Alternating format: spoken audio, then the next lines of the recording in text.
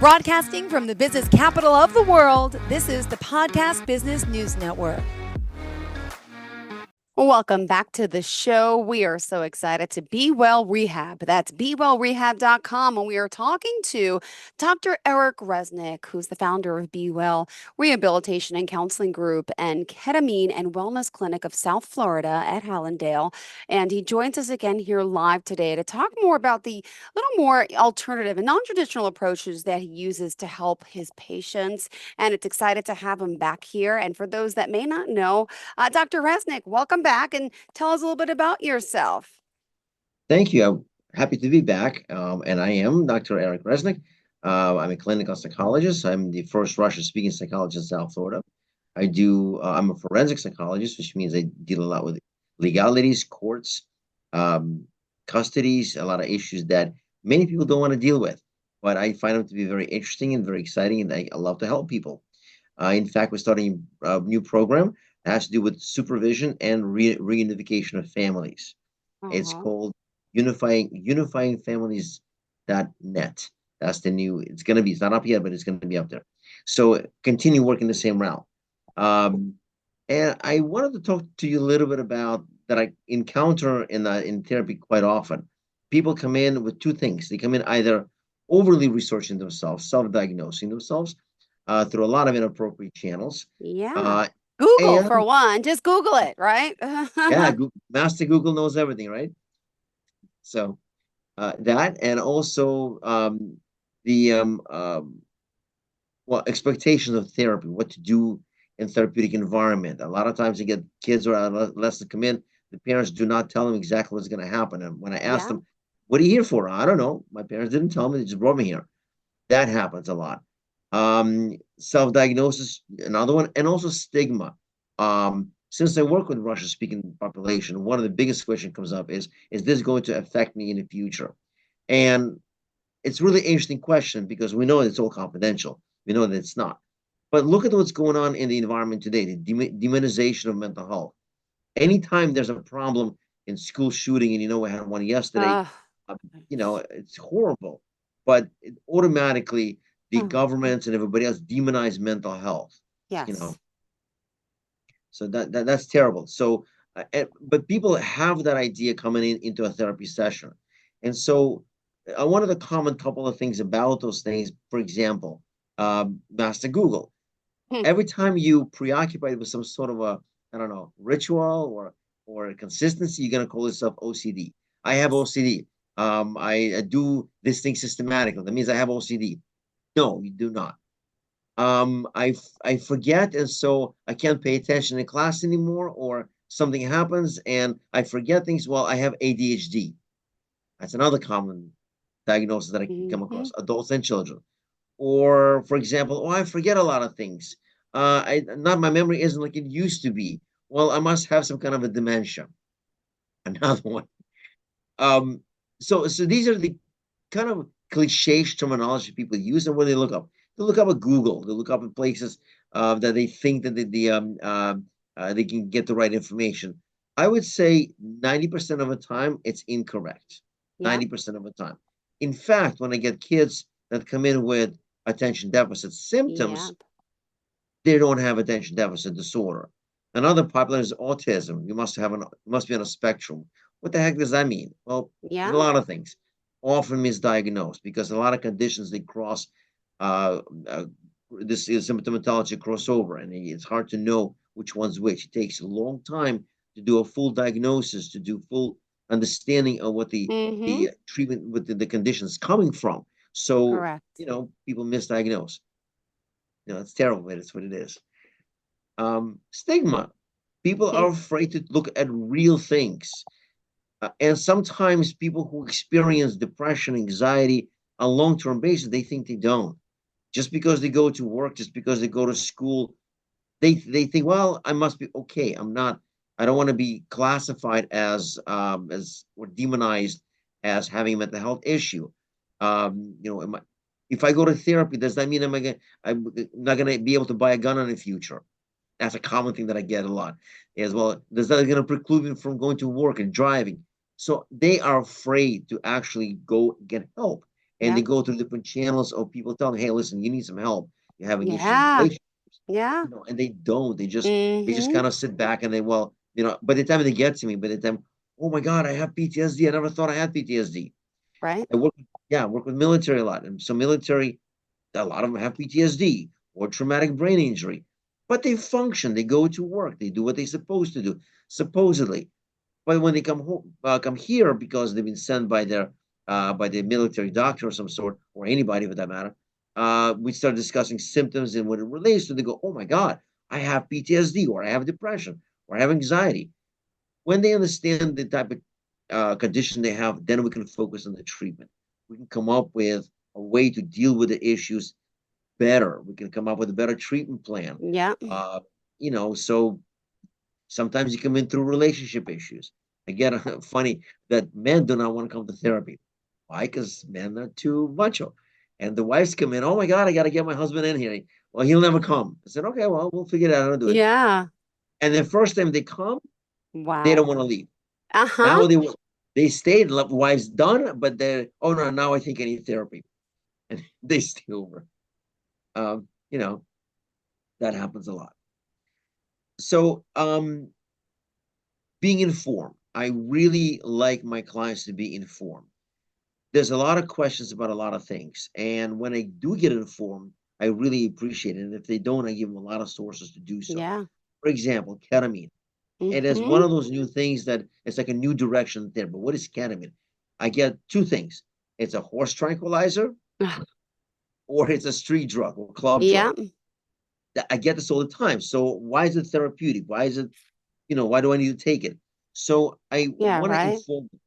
First of all, I have several studies already printed. Okay. I give them these studies in hand. Yes. This is a brochure. This is what has been found through ketamine. These are the conditions Mm-hmm. found through ketamine. This is what it does. This is the side effects. These are non-side effects. We have a whole pre-ketamine discussion prior to doing any kind of treatment. Mm-hmm. Do evaluation to make sure a person meets the criteria. Oh Not just yeah. come in. Well, I heard ketamine is great. I know I was using when I was a kid in a club. All right, so maybe can I do ketamine? I go, no, you Yeah. just cannot do ketamine. It's a clinical procedures for a reason.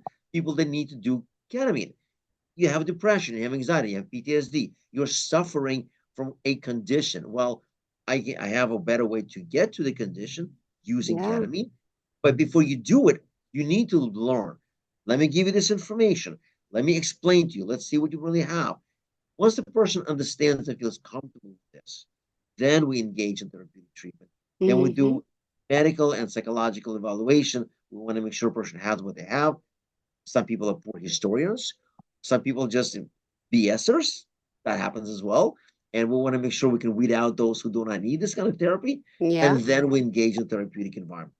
They benefit. So percentage wise, in terms of um, success rate, we have a very high success rate. I have not done quantitative study on this, but I can tell you that we over 85% successful, 85, 90. I mean, Wow. that's just the top of the head. And Yeah. I have not heard, except for one or two clients over the period of a year and a half, I have not heard one negative thing about it when they did the treatment. So it's beneficial. So yeah, that's ketamine, right? Yes, You know? yes. And people also, you mentioned the word street drug, and it's a shame now because it's been in the news so much lately with Matthew Perry thinking it's the bad Yes, thing, this is the bad thing. But just to express and to stress, we talked about this another time, but there are new listeners each and every week. There was way so much ketamine in his system. This was not someone like you coming to you for infusion therapy. This was a problem. This was right. serious high Oh, dosage. Hmm. I agree. I totally agree. In fact, last week I heard all about it. A week before that, I listened to some of the awesome shows. What's his name? Bill Maher. I love Bill Maher because he's Yes, me awesome. too. Me too. He's like one of my faves. But then last week he talked about Matthew Perry. Week before the Matthew Perry, and he talked about the inappropriateness of ketamine, and he kept mentioning about the same thing. I'm like, look, Bill, look, you're not a doctor. The amount of ketamine he took was very inappropriate. There was no supervision. And yes, ketamine has a quality to dissociate you. That's why they give him anesthesia. So if you take that much drugs with other drugs, not just ketamine by itself, But with a high doses, and then you're gonna go into a bathtub, you're gonna die. It's Yeah. kind of like it's a no-brainer. So yeah, that's not what we do. That's not how it's supposed to be done. It's not a dangerous drug unless you use it dangerously. But anything can be used dangerously. You drive at high speeds Mm-hmm. overly in an inappropriate, that's dangerous. You eat food overly, that's Yeah. dangerous. Yeah. Anything you do overly is dangerous. So ketamine is no different than anything else that we overdo it. It's got to be balanced. So yeah, At this time, let's just remind everyone how we can contact you. Do you mind? no, please. Perfect. Website, you want to share phone number, social media page? Sure. So bewellrehab.com. Bewellrehab, one word.com. We list most of our services over there. For the ketamine clinic, you can also contact Be Well, but we also have um, the website for that. You can go and look at ketamine in Hallandale, ketamine clinic in South Florida.com, and then /Hallandale, because we do have a sister treatment center Yeah. not far from us. We are /Hallandale. So you can look that up as well. And all of the things about ketamine are on there as well. You can Okay. read about it. We try to attach as much information as we possibly can. So this is another way to get to us. Um, Beautiful. the phone number is 954-367-6261. That's the one that's our main number. And we'll put you in contact with Ketamine Clinic just as well. It's within the same building, within the same area. So you can definitely get Aw, to us through this number. Sure. beautiful. Thank you so much. So back to, I know you want to talk about more about this alternative treatment, how you got into it, and there's still time for more. Absolutely.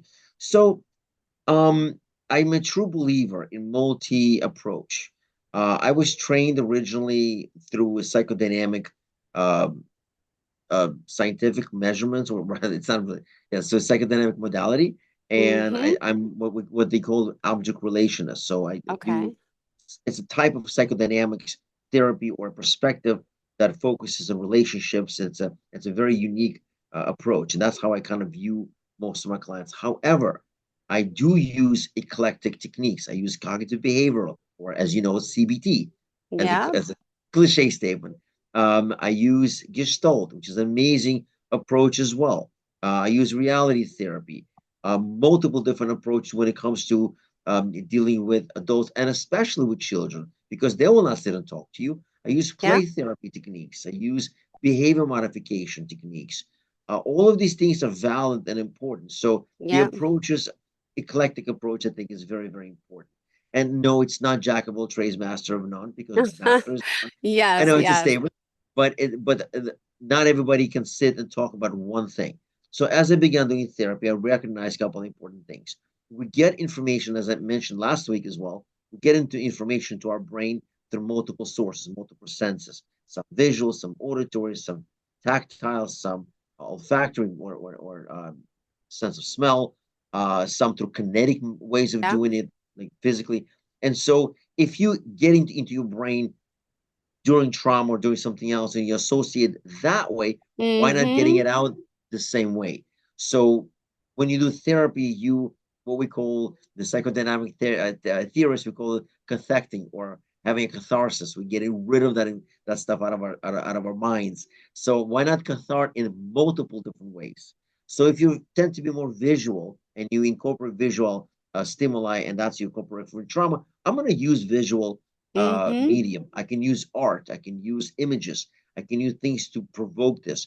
For example, EMDR, if you're very familiar, it's a very interesting way of doing therapy as well. It's touching parts of the brain, what we call bilateral stimulation. So you do it bilaterally, which you touch the right left hemisphere back and forth, which allows you to now access centers that you've never accessed before, and it's a very powerful treatment as well.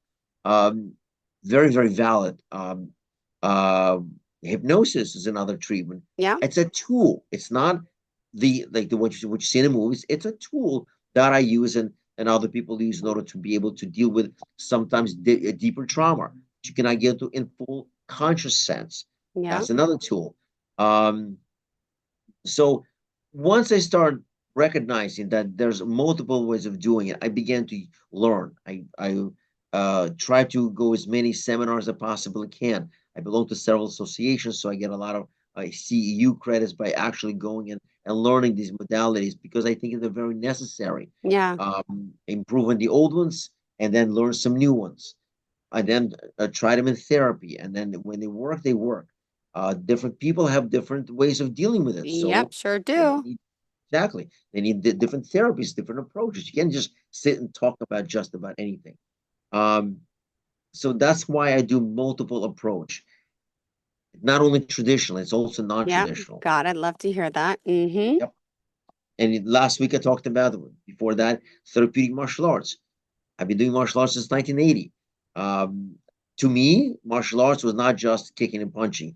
It changed my life, changed my self-esteem, how I think of me, how I think of the world, how I relate to people. So it's a lot of therapeutic values. So when I was actually going to graduate school and choosing dissertations, I happened to create a program, therapeutic martial arts, and well, wow, let's see if I can show to some people. They go, this is good.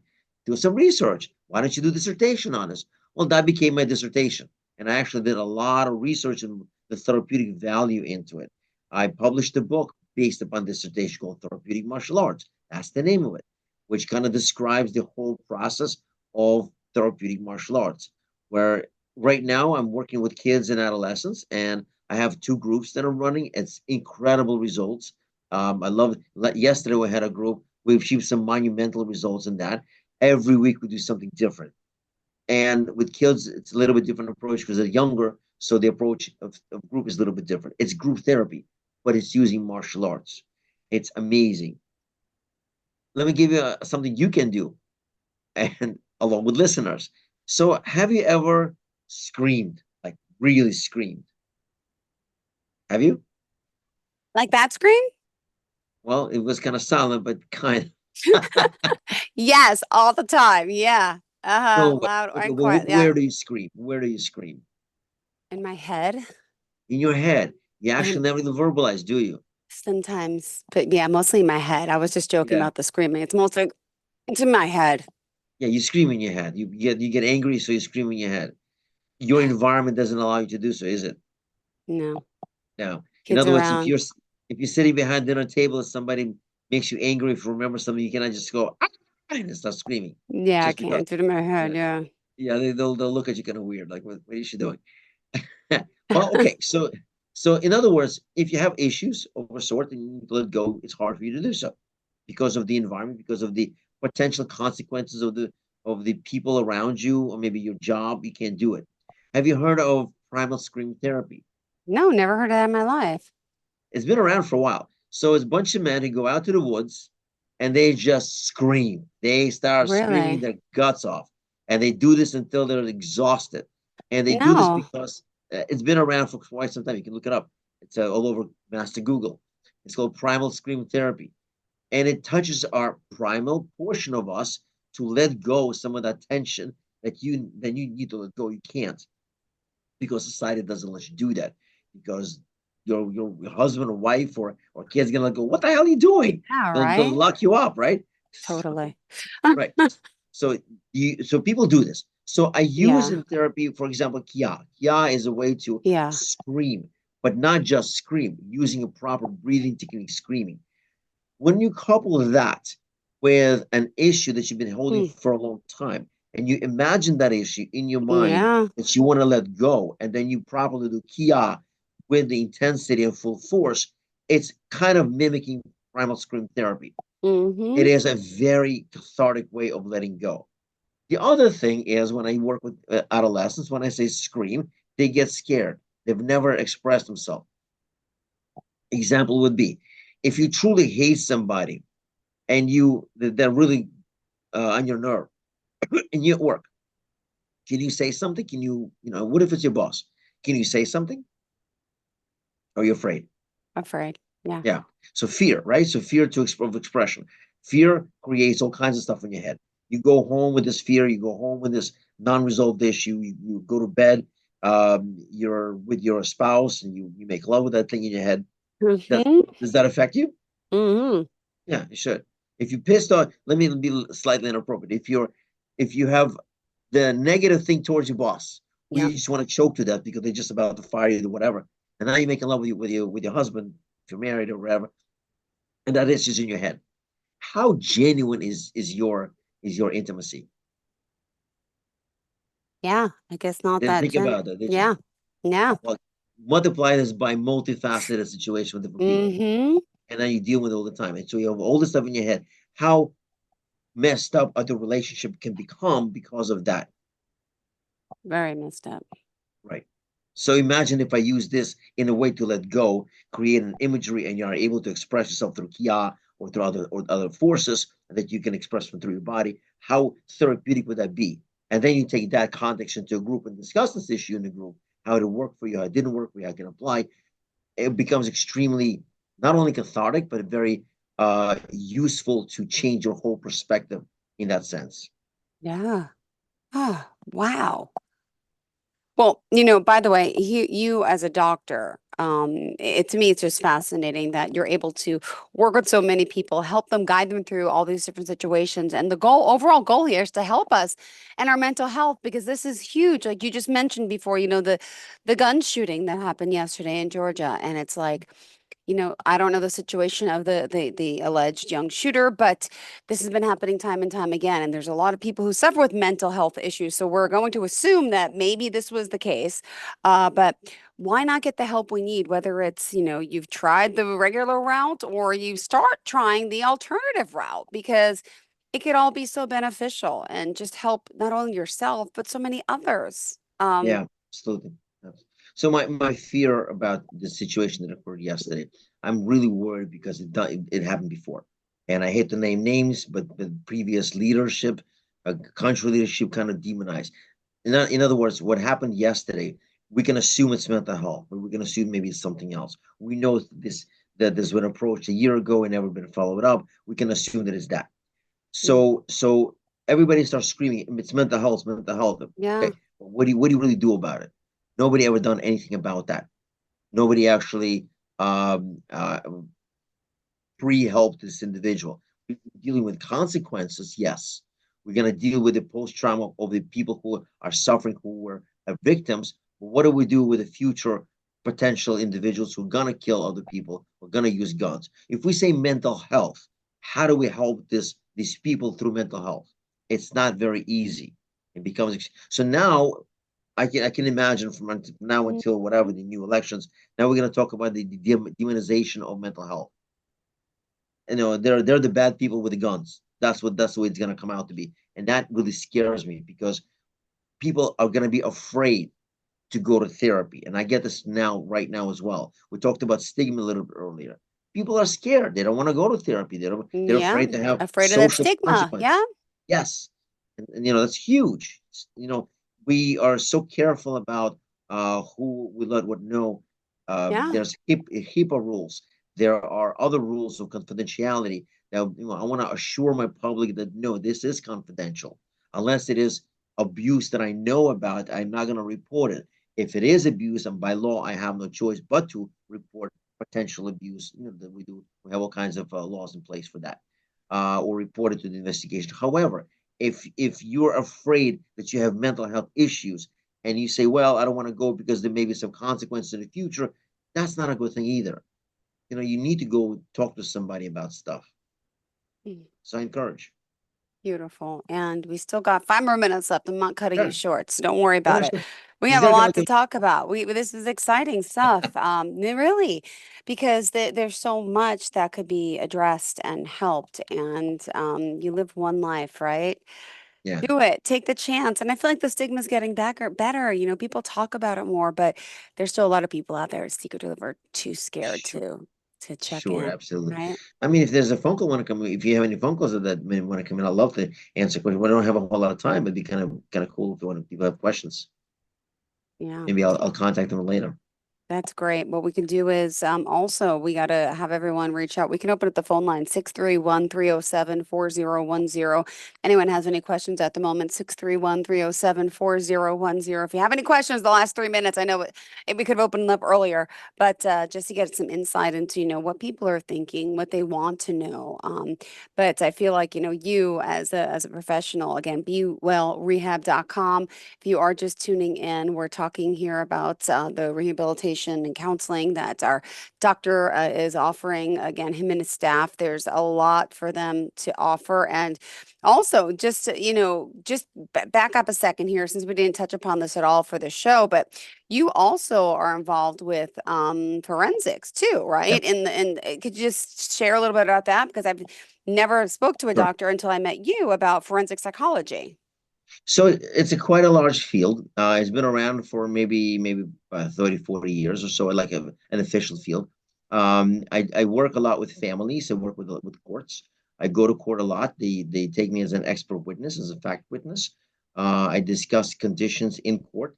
I work with attorneys, state attorneys, public defenders. Cases, some of the cases on TV I've probably been on to discuss in court. Um, Generally, it's a whole field with legalities. And I testify on custody cases all the time. I testify on mental health cases all the time. I go to drug court. I go to mental health court. In fact, for example, and I believe there's also veterans court that is also available for veterans as well. If you have PTSD and you committed a crime, Yeah. let's say there's this kid who potentially might go under insanity defense, the one that shot people yesterday. It's potentially, even though he's going to go as tried as an adult, he may be presented as insanity. In other words, he wasn't responsible at the time of the shooting. So is it a mental health case? So I do psychological evaluations of individuals who do crime. We're looking at responsibility. We're looking at whether or not they're present in the mind at the time of the crime, um, whether they were guilty or not guilty due to insanity. Can they stand trial in court? All of these are forensic psychological needs. There's a huge, huge field. There are people who specialize even more than I do in specific detail of that field. Some people just do custody. Some people do NGIs or not guilty due to insanity cases. Some people do the stand trial. And can the person be in court? Can they understand right from wrong? Can they understand whether or not they can appreciate the charge, appreciate the procedure? Some people think that the judge is a devil. One of my clients thought the judge was a devil, and then the jury was the conspiring demons. And so he didn't even trust his own attorney. So I get to cases like that sometimes. I go to Yeah. jail and Yeah. so evaluate people in the facility. And it's again necessary and important part of psychology that's growing.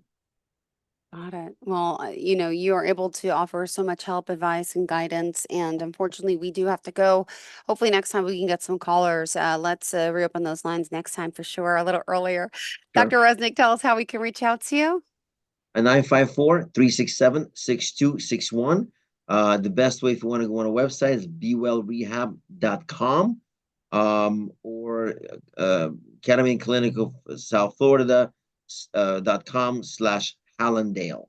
These are the best ways to reach us, get information, contact us, and we'll make sure to reach out to you, set an appointment, even if it's for consultation. If you want me to come do a presentation to your group, I'd be very happy to do so just as well. Beautiful. Thank you so much. Pleasure having you here. And we'll talk soon. Thank you again, Dr. Reznik. Always a pleasure.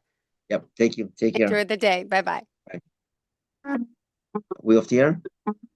Are we off the air? Broadcasting from the business capital of the world, this is the Podcast Business News Network.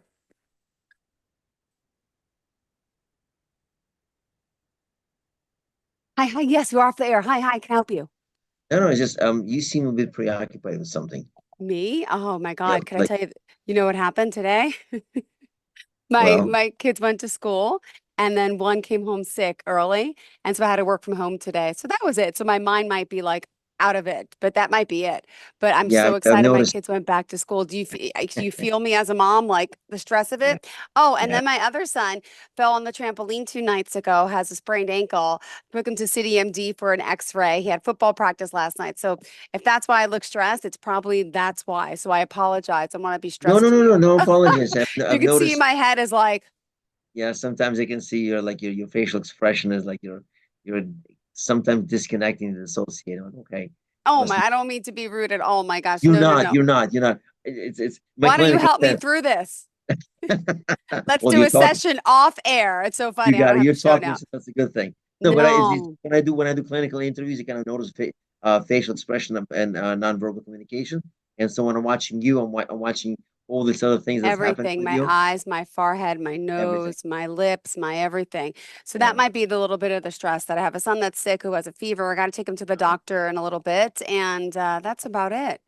But can I tell you something? Sure.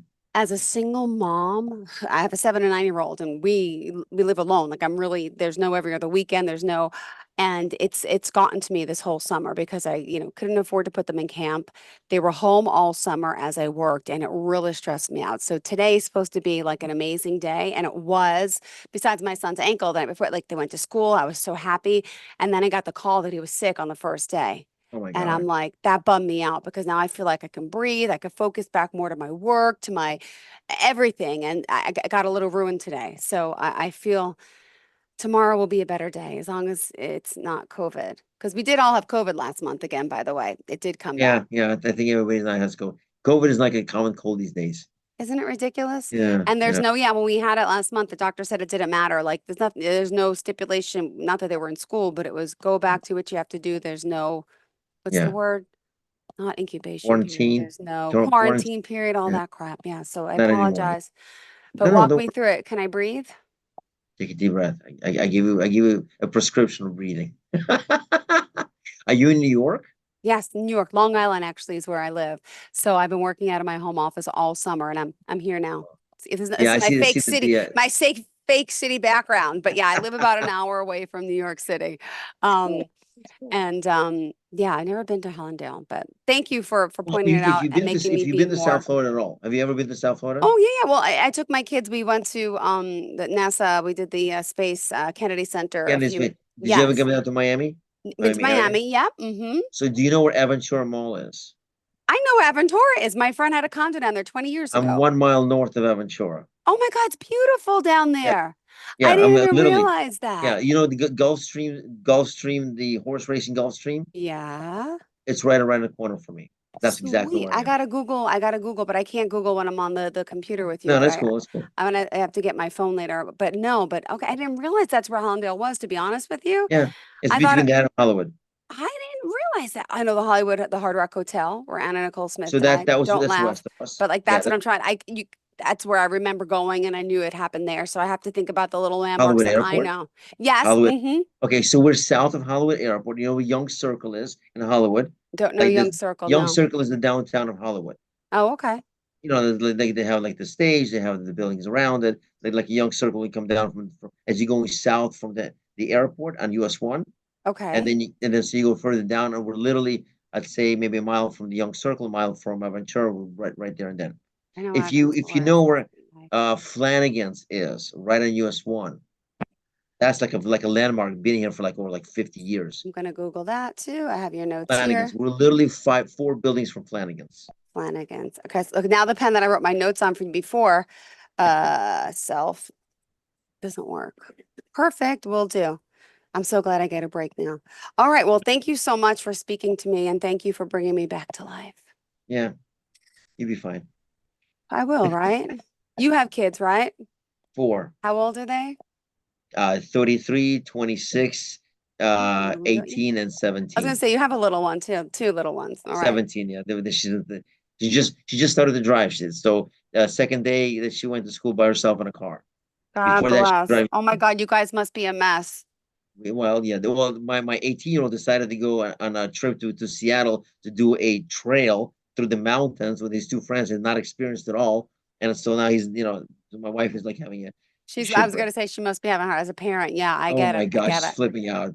Well, I like talking to you off camera. Thank you so much. I'm glad I had the. Usually I go back to back, back to back. I can't stop. And you're like, are we off air? I'm like, yeah, what's up? All right. Well, thank you. I got to prepare for my next show in 15 You're welcome. minutes. And I guess we'll talk. Are we back on next week? Not yet because I have to do I have to I want to talk to Ashley because Yes. my Oh, manager. that's on my notes. I'm going to email that. That's what I have to do now before I get Yeah, up. I have to we email have I them. have to send a commercial. Then I have a recording studio in my house, so I'm recording a commercial that we're supposed to put in, and like a And then you got to get all the semi-professional. feedback from them. Yep. You got Yeah, it. I'm writing the music for this. I got the script. I'm gonna do like a ketamine commercial, and I'm still working on a Awesome. billboard. So yeah. Good. Good for you. Well, thank you for being here, Eric. Have a great day. And we'll talk, I guess, next week, I Yep. hope. I'm going to email them right now. All right. Take care. Thank you so much. Bye-bye. Are you looking for even more of the podcasts and hosts that you love? The Podcast Business News Network is proud to announce that you now have even more ways to listen live. Check out the MyTuner Radio, online radio box, and Simple Radio apps on iOS and Android, or find us online. Search for Business News Network on mytuner-radio.com, or search Podcast Business News Network on streama.com and onlineradiobox.com/US. Take your podcast on the go and don't miss a minute of the action.